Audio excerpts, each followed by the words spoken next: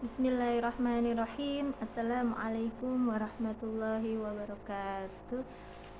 Alhamdulillah ya, kita akan di sini kita akan membahas yaitu anak penyandang ODD ya. Apa itu ODD? Ya. ODD adalah sejenis gangguan yang termasuk dalam kelompok perilaku mengganggu. Ya.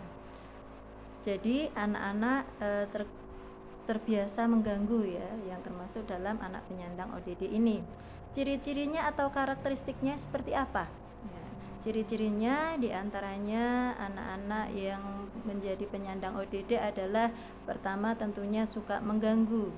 Kemudian selain itu juga suka marah, suka kesal. Selain itu juga tidak mau patuh dengan aturan yang ada dan suka mencari musuh.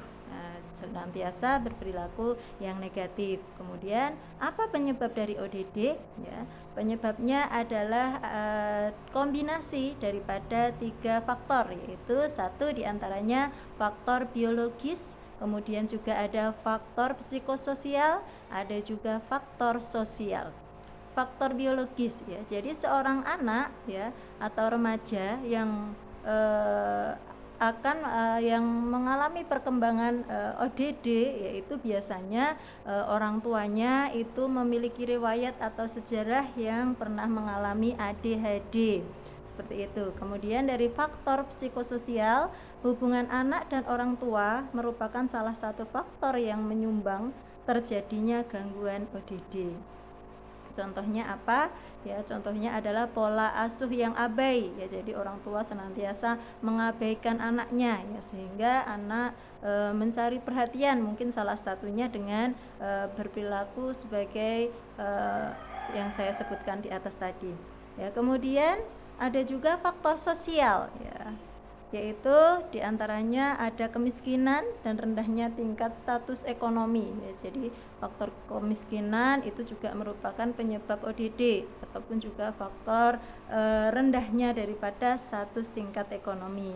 Kemudian bagaimana cara menanganinya? Ya, cara menanganinya bisa dengan menggunakan beberapa metode, yaitu diantaranya dengan terapi keluarga, kemudian ada juga dengan terapi kelompok sebaya, kemudian ada juga terapi perilaku kognitif, dan ada juga dengan konsumsi obat-obatan atau secara medis ya.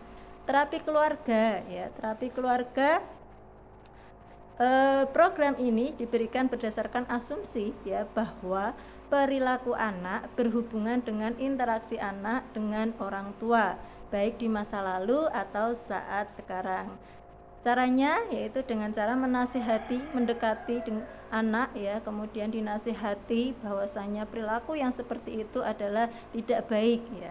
Kemudian ada juga terapi kelompok sebaya ya, di mana terapi ini diberikan berdasarkan asumsi bahwa perilaku antisosial dipelajari dan kesalahan dalam proses belajar tersebut menyebabkan kurangnya keterampilan sosial pada individu untuk berinteraksi efektif dan sesuai dengan orang lain. Caranya yaitu atau langkah-langkahnya dengan cara mengajak anak dalam peningkatan belajar keterampilan sosial dengan bermain bersama tanpa mengganggu ya. Jadi menghilangkan kebiasaan yang suka mengganggu. Selanjutnya adalah terapi perilaku kognitif ya.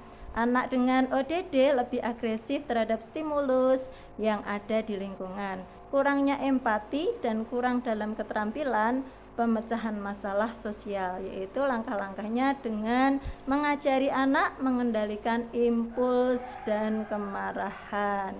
Ya, kemudian pihak yang berkaitan dengan ODD adalah ya yang dalam penanganannya ada psikolog anak, orang tua, guru, dan lingkungan sekitar. Keberhasilan tergantung daripada kerjasama ke beberapa pihak tersebut. Ya, mungkin itu. Wassalamualaikum warahmatullahi wabarakatuh.